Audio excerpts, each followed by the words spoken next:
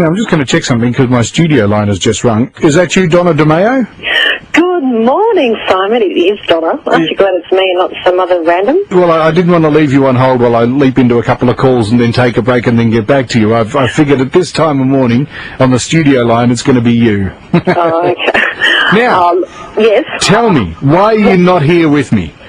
I know. Well, if things were a little bit more normal in my crazy life, I would have joined you in the studio this evening, or this morning, I should say. Yes. But I got an opportunity to fly to Sydney. Yes. And I thought, well, yeah, Sydney's nice to visit. No, I wouldn't live here. But it's kind of a happening city, and they do have some wonderful things, occurring every now and then. Well, just so happens that I had the chance to come up because it was the first concert of the national tour of the artist now known as Prince. Ah, yes, he reclaimed his name. Yes, he did. Tell you what, I am still kind of coming down from the most extraordinary 3 hours I've ever experienced in a concert environment. Is that right? I love Prince, but he strikes me as weird.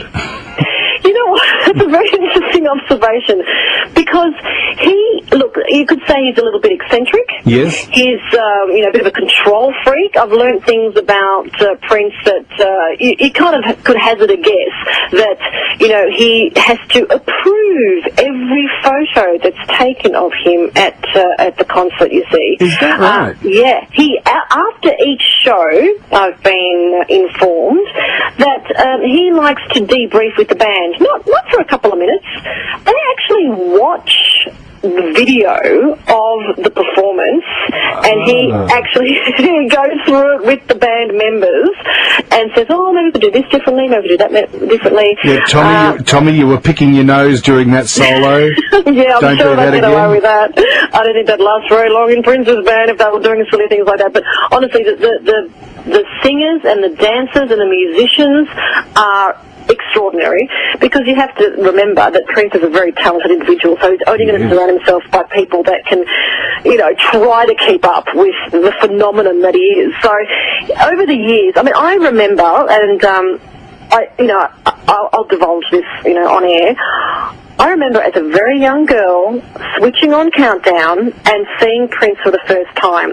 And it was a song that was quite controversial in its day because it was called Sexuality. And, for an impressionable young girl, it really, really captivated me, and I thought, wow, this guy's amazing. And changed your life, did it? Well, not quite, but subsequently. It was at the time when you're really, really moulded by your musical taste. Yeah. So over the years, I've followed Prince. He's had some amazing songs, and I have to say, last night he really delivered with the hit singles, because there's nothing worse. And he's the kind of artist that in the past has done some performances where he has excluded a lot of the hit songs, and people are absolutely begging for them. Yeah. They want to hear Cream sung live. They want to hear Kiss. Raspberry Beret, all these incredible songs.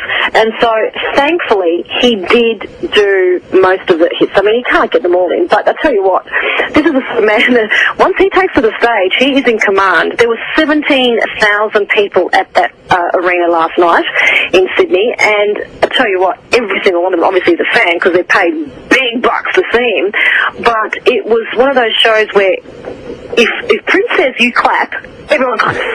If Prince says everybody dance, you dance. You're dancing. And I really honestly lost count of how many times he said, let's party, it's a party tonight, there's a party going down, hey Sydney, let's party. It was really all about the party, if you know. Yeah, is he much of a talker on stage? Does he tell you a bit about the song, or I was inspired to write this when such and such happened, or anything like that? That's a really interesting question. You know why? Because I actually had a little chat with my friend who attended the concert with me, and I said, I really love the way he did speak to the audience, and he really connected with them. And in fact, he's such a shy individual off stage, but he gives it all on stage, and he talks a lot, but he doesn't waffle. So he's got got this wonderful patter where he just will say things like, you know, tonight we're going to do a few hits, we're going to try some new things, and a whole lot of funky songs. And everyone goes, ooh! And then he'll say, if you didn't come to dance, you can leave now, because there's a party going on. You know what I mean? So he'll say these little wonderful things, and it doesn't sound contrived, doesn't sound like you've said it a million times before. So either he's a fantastic actor, or he really is just speaking from the heart. And I really like the fact that he spoke quite a lot. In between virtually every single song, he said a few words. That's good. And I like that.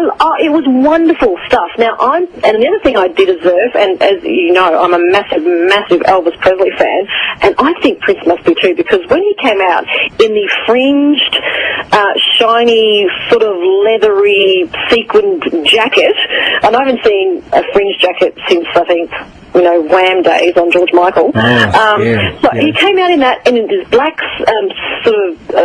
you know, T-shirt and spangly pants. Like, we're talking massive sequins.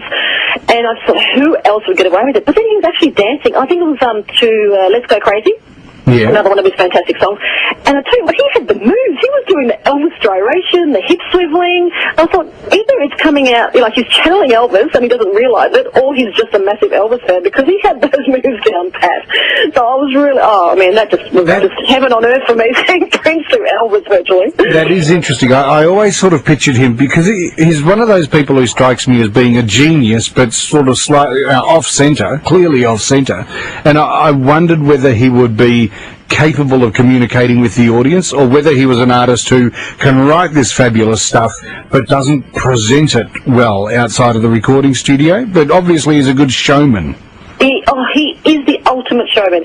What he does is, as I said, he connects with people, and he'll, you know, things like just saying thank you. You know, if you said thank you for coming out to see us, you know, it's been a while, so you know, we're going to take our time tonight. That's, you know, that's one of his little phrases. So basically, he's actually. He really covers a lot of moods throughout the show as well.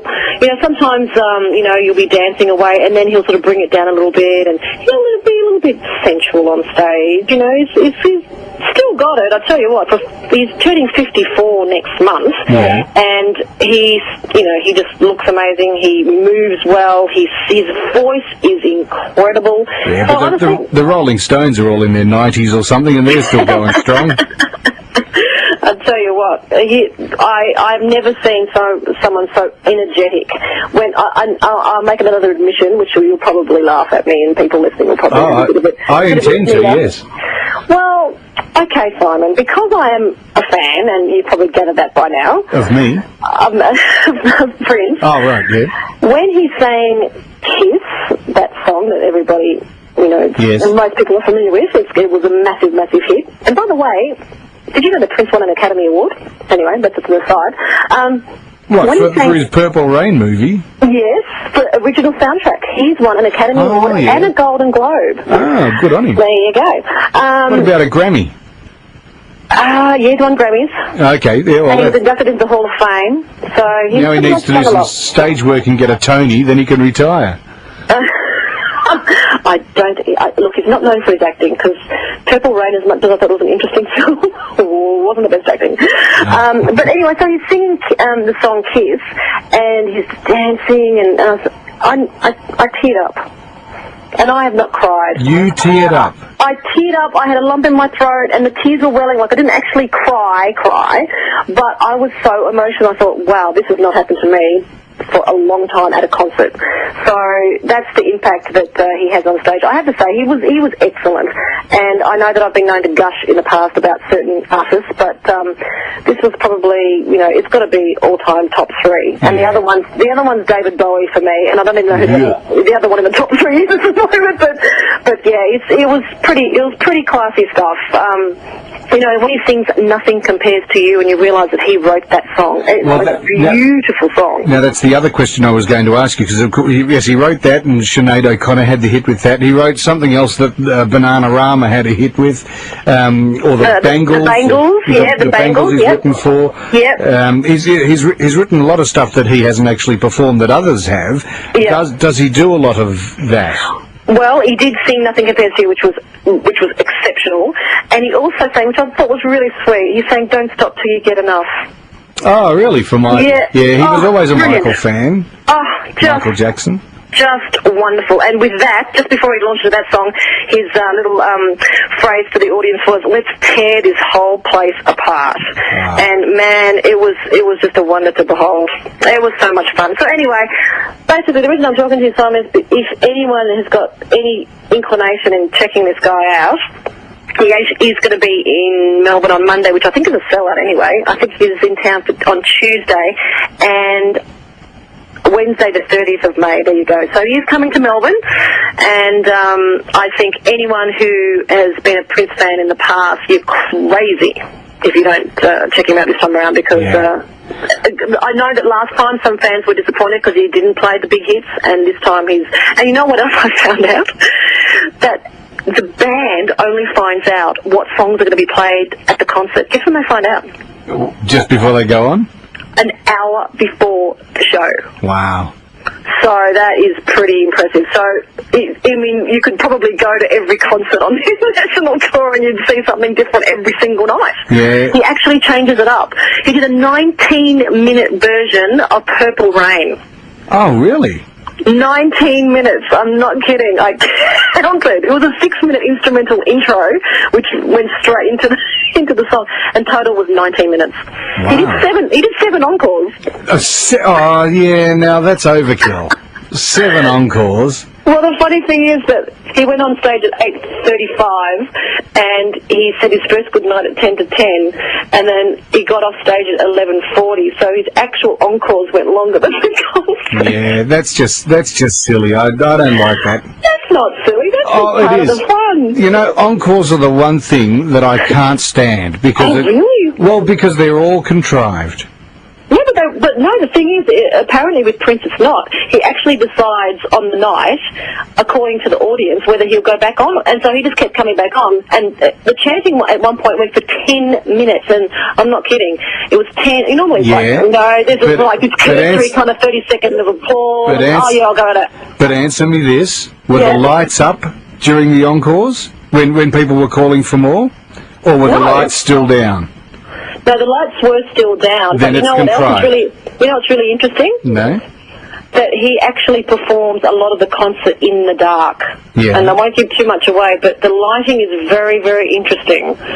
But back to my point about the encores, though. When a show is over, they put the lights up, and everyone immediately stops and walks out. Until the lights go up, everyone knows there's more to come. So it's contrived. No, but the thing is, we were clapping and clapping and clapping, and then we didn't know if the lights were going to go up. We didn't, like, he can call at any point, but he kept coming out because he felt like coming out, but not because he does 7 encores every night. It's different every night. Not convinced. See. No, anyway. not convinced. Well, to be honest, I hope to go to another concert. I want to see him in Melbourne, because the amount of times he kept mentioning Sydney, I kept thinking, where am I? What's going on? Why does he keep saying Sydney? It was so alien to be here for the first gig. So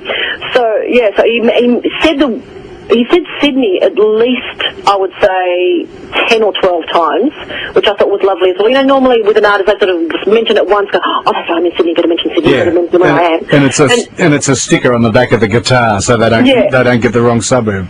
Yeah, it was a bit like that. It's a bit like that sometimes. But no, he mentioned it, sort of throughout the evening and many, many, many times. So anyway, I think I've gone on enough about Prince. What do you reckon? Oh yeah, but look, probably the one thing you haven't mentioned, my favourite song. When Doves Cry. Oh, yeah, absolutely. How did that go? Good? Oh, are you kidding me? God. Oh, good. Well, that's all I wanted to know. I'll just tell you really quickly, because I know you're a big fan, but Adam Hills was 2 rows in front of me. Yeah? With his lovely wife, and the last time I saw Adam Hills was at the Adam Ann concert, standing behind me, so that was quite fun. Oh. But as soon as the first little riff started, Adam Hills' wife, Ali, absolutely jumped out of her seat and just did not sit down again. She stood for 3 hours. She was so into it. And by the end of it, Adam was having a bit of a boogie as well. And apparently James Packer was in the audience. Yeah. With his wife, Erica. Yeah, I don't know if he was dancing. I didn't spot him, but I was told that he was definitely there. So there you go. So, and tonight, apparently, this is a big rumour, that Nicole Kidman and Keith Urban might be in the audience. Oh, interesting. But I won't be there, so... Now, before I let you go, I'll give you a Prince fact that was given to me once many years ago. Yeah? You will not find his video clips on YouTube. I know. I heard about this as well. Now, you explain why. Do you know why? He has them removed. Anytime anyone goes to put one up, he says, no, that's my property, take it off. And so YouTube now look for it and make sure that his stuff doesn't go online. Yeah, he has an individual. Their sole purpose for being on this planet is to find all the stuff that is breaking his so-called copyright and takes it off the internet. Yeah. Well, I also heard that, say, you know, about 1,500 photos are taken by an official photographer per concert, and he has to personally approve each one of them, and he normally releases maybe about 7. And I don't know what happens to all the rest, because there's a book in that for sure. I reckon. There you go. All right, well, lovely to talk to you, my love. When you're back in Melbourne next week, will you be able to join us one night? I would love to join you. I never say no when you invite, and except a couple of weeks ago, I did 2 weeks filling in for Andrew and Mark. We didn't see you once. Oh, really? Yeah. Sorry about that. No, that's right. You were very busy and had breakfast news and stuff. It couldn't have been done. It was too hard. Yeah, look, it does get a little bit tricky, but no, I will come in, Simon, and we'll have a good old chat, and I love talking to your listeners. Beautiful. So I'll see you real soon. Good on you. Thanks, my love. Ciao, ciao. Thanks, Donna. Bye. It is